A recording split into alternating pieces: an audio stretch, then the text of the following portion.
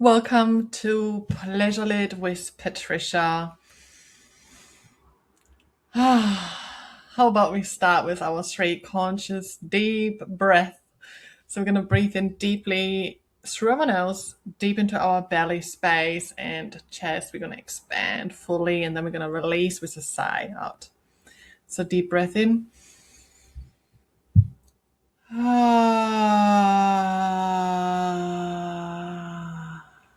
And we're going to do another one. Deep breath in through the nose.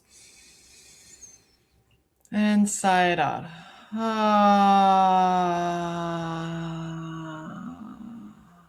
We're going to do one more, giving ourselves full permission to voice it out, to drop our shoulders, to soften our jaw, and just lean into whatever the body desires to do. So deep breath in through the nose. And release.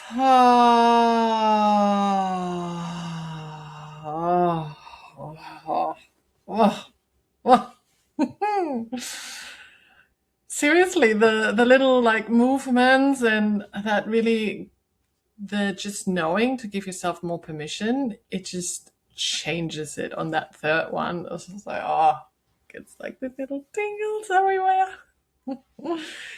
If you've got a delicious cup of tea, take a moment to smell it and to really indulge into the moment, being fully present, using all your senses. The warmth and the scent. Or maybe it's a matcha, maybe it's a coffee.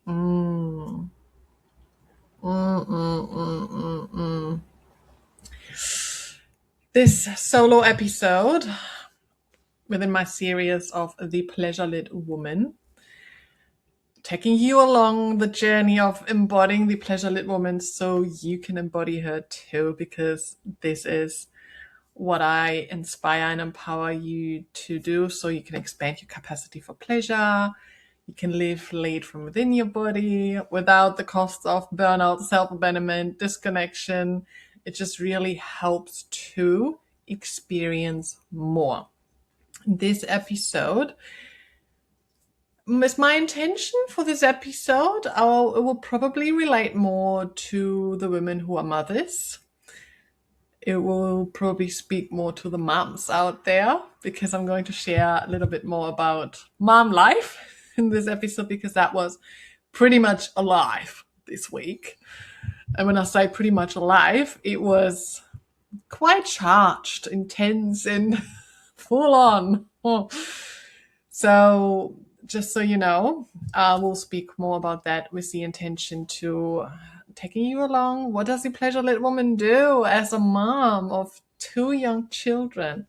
I've got a daughter, I've got a son, and I have been a single mother for the last 8 years. 8 years, yep. And I have gotten to know my two children. It's always interesting, even though they've got the same parents, they are so different in a lot of things, and specifically in how to handle situations, how to handle change. We have recently moved places. So we've moved within the Sunshine Coast from a 2-bedroom unit into a 3-bedroom house again, which was so good. So they both have got their own rooms again. But with that change of environment, we had a change of school. But not just that, we also moved just the week before the new school year started. So they obviously also had a new school year, new teachers, new school, new friends, new people. And then they just had 6 weeks of holidays, meaning they are just starting to get back into a routine. So there's always been a change as well.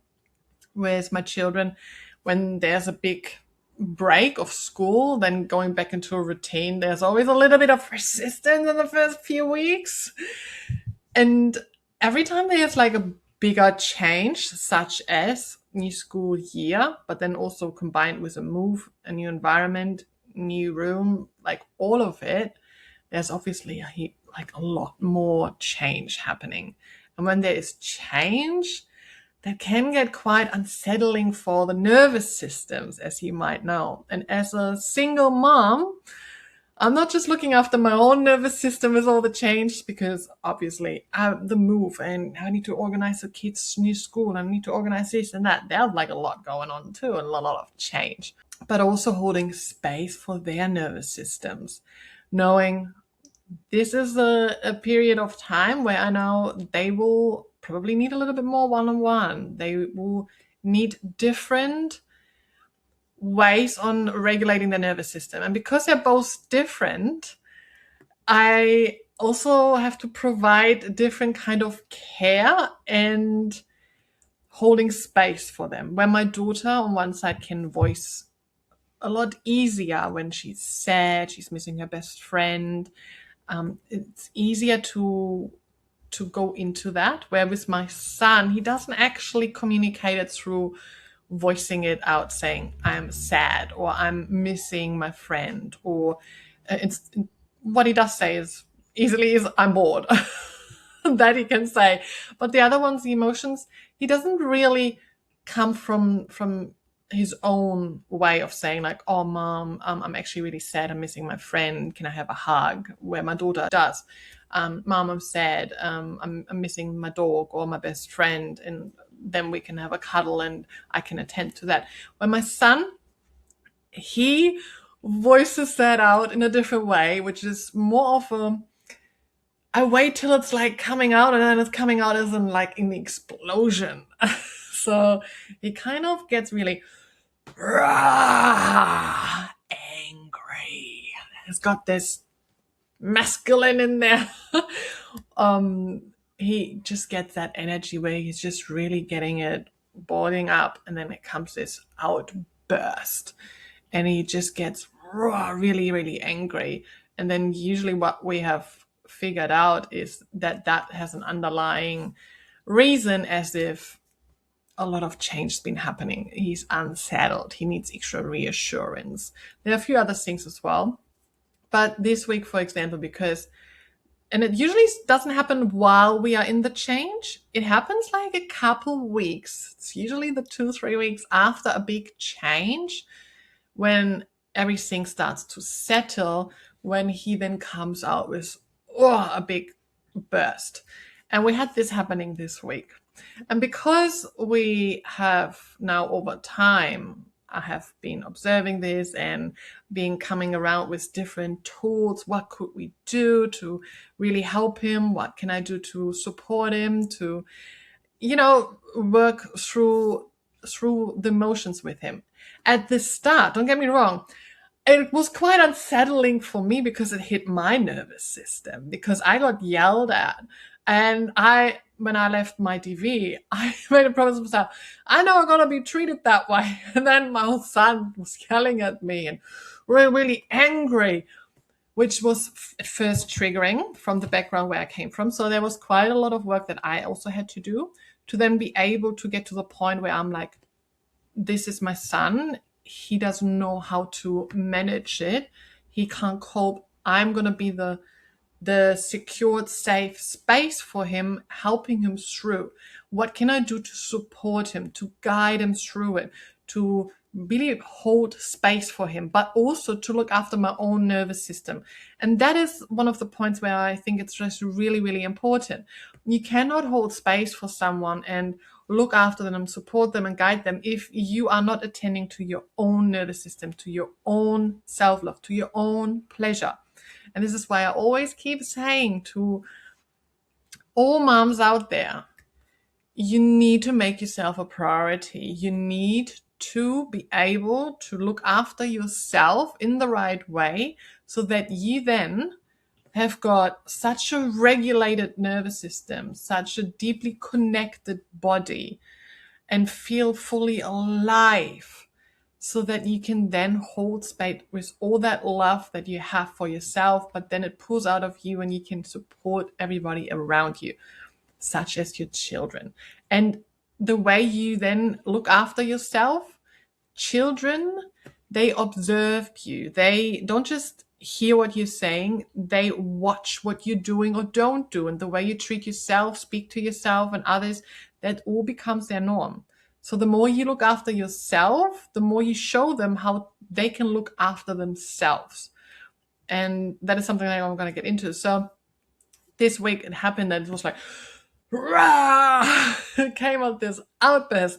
And I got prepared because now I know what's about to happen. So I know I'm going to make sure I am also really regulating as well. This week was extra charged because I also had my period coming. So the day before my period was that big outburst, and I was on edge myself. And this is why it got very interesting here. And there was a moment where I felt really, I feel like wanting to burst out too. And that was a moment where I got self-aware. I'm like, this is not going to help anyone. He is going through the emotions. He needs someone to be holding space. But I also feel very triggered right now. So what can we do? And in that moment, he took himself up to his room. And while he did that, I decided to take a moment for myself to regulate myself before approaching and before I'm going to guide him further through it. And that was a moment where I thought to myself, okay, what would the Pleasurelit Woman do? Because this is now becoming my thing. What would the Pleasurelit Woman do? She would regulate her nervous system. And because I had like this energy that wanted to come out too, I put on music and I shaked it out and I danced it out. I got that energy that I had stuck within me. I got it moving. So there was no moment for me to sit down and just like breathing. So I just shaked it out, danced it out. And it didn't need long. I think it was a second song.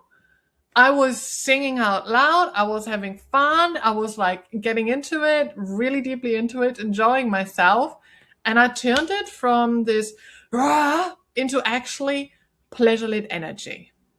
And I felt good to the point that I was so regulated that I knew, okay, now I can hold space. We can continue. In that moment, and it was so perfectly aligned, my son came down, still very like, and maybe expecting me to like go back at him. But I was just like, all right, I'm good. What can we do? And that was a moment where also I think it is super important when you are more regulated, that energy that you are actually radiating helps the one around you. Because I was in a more regulated state and not having that energy as well, where you can have like two energies and then it's just like gonna fight over each other and it's gonna like just get even worse. He felt, oh, she's different. What's going on here? And he was a bit skeptical. He looked at me like, why is she smiling? Like, she shouldn't be smiling. And that was a moment where I was able to, okay, bring things a bit down. And eventually he just looked at me and said, fine, I'm going to do 5 minutes of breathing. And I'm like, that's okay. I take that. Let's do 5 minutes of breathing. So we sat in my bedroom, and in front of my wardrobe, there's like this big mirror. And I've got this place and space set up where I do my breathing exercises, my meditation just in front of that mirror and before my bed. And he took himself there and said, all right, let's do it here. But I'm going to do only 5 minutes. Only 5 minutes. And I'm like, okay.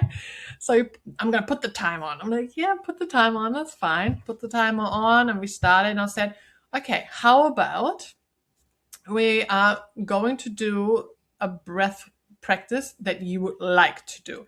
So that was a really interesting moment that I've learned over time as well.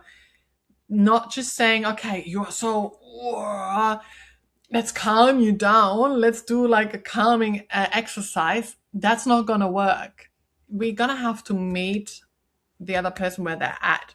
Or when you do those practices for yourself, you need to meet yourself where you're at. As you've just heard with me knowing, like, I was on edge as well. And I was like, I was dancing. I was moving that energy. If I would have just like tried to sit down and meditate and do some mudras, that would have not helped in that moment because I had this energy that needed to come out or move at least. So I could have maybe done some like screaming exercises, dancing, shaking, things like that. So he was like, so I said, okay, you want to do breathing? Which one?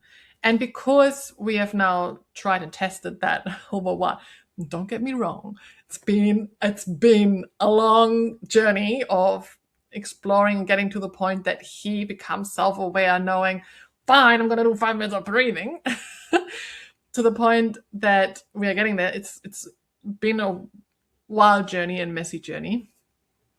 And it still is. It's still just figuring it out along the way. He knows a few tools now because we have been practicing. They have been observing me doing the tools for myself as well. Sometimes they walk past and they are like, oh, this looks funny. I'm just going to join in. And then they sit next to me and they just copy me. And this is how they learn. This is how they learn different breathing tools and practices. And I don't teach them in when they are having those dysregulated moments. I'm not saying, all right, let's go through 5 different breathing tools and I'm going to explain to you. They won't listen. That's not the stage to educate. But when they are in a good moment and they observe me and they're interested, I'm like, oh, here, let's do, I'm going to teach you a new one if you're interested. And this is how we're going to build a toolkit. And he knows a few now. So he just looked at me and said, the ha one. I want to do the ha one. And I'm like, oh, glad that you picked that one, because that one is one where I can meet him where he was at, where he was like, urgh. So we did the one where like, ha, ha, ha. So you basically put the arms up to the side, so 90 degrees, and then you're like, you sigh it out with a ha, breathing in and sigh it out, ha. And that is more activating breathing tool. So meeting him where he's at. And because we did that in front of the mirror, it started to look funny. It became like, oh, this is funny. And before we knew it, after a few of those, he started a little giggle. And this is when I realized, okay, we're getting there. We got there. And then eventually I asked him, okay, how about we try another one? To the point that eventually, step by step, through different ones, I think we went through 4 or 5 different ones, we ended with a really down regulating one where we were blowing out the candle. So breathing in through the nose and then really through pursed lips, long exhale.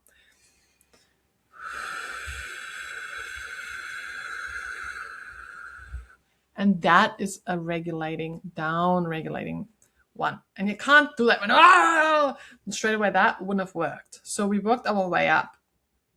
And I have to say, I'm so, so proud of him. And before we knew it, it was like 10 minutes that we did. And he totally forgot about the 5-minute timer because he had fun. I gave him the choice and the option of, hey, we are going to meet you where you're at. Which one do you like doing? All right, how about now this one or this one?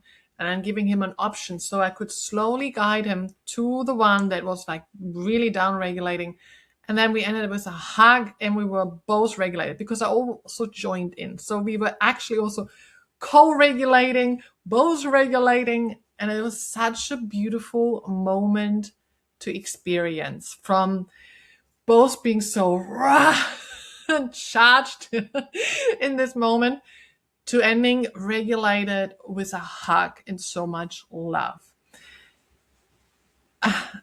Don't get me wrong, it's still very messy, but I am so, so, so super proud of him and the way we are getting to that stage. And this is why I wanted to share this, because it's going to be messy and we will never be just deeply regulated at all times. We will have moments where we are dysregulated, and it is all about becoming self-aware, such as he was as well, of becoming, of knowing, okay, I actually am dysregulated. Not that he would have said it that way, but noticing like, oh yeah, fine, I'm doing 5 minutes of breathing. And just saying that from himself, that is self-awareness, knowing, okay, hey, there's something going on. I think I need to work through that, move through that. How about I do this? And I'm so, so, so, so proud of it. I didn't have that when I grew up. My household was very much yelling, screaming, dysregulated at all stages. it was full on. There were no regulating tools. And it's still moments when I just have contact with my family that can be quite, well, I'm going to do some practices before a call and then after the call, because it can just bring things back up. Not just that, it is still very dysregulated from specifically one person as well. This is such a potent time. And I'm speaking specifically to my generation. We are cycle breakers.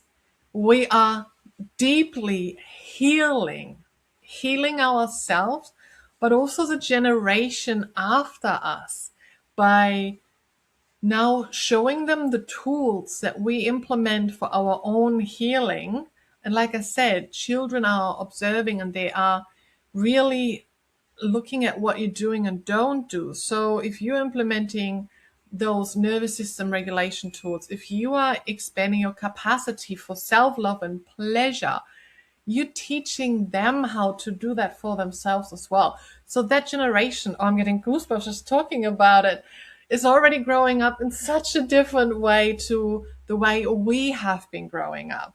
And this is why this is why I'm so devoted in helping women, specifically mothers who hold so much, who care for others so deeply, who have deep relationship with others. Now add a partner in there. Now add running your own business in there. There is a lot happening, a lot to hold. And it's so easy then to slip into autopilot, to pushing, constantly on, doing, and feeling then tense and disconnecting from your body so you can just perform and get things done. And you forget about actually also feel pleasure. And this is why I'm so devoted to helping those women that they can feel pleasure, that they can expand it.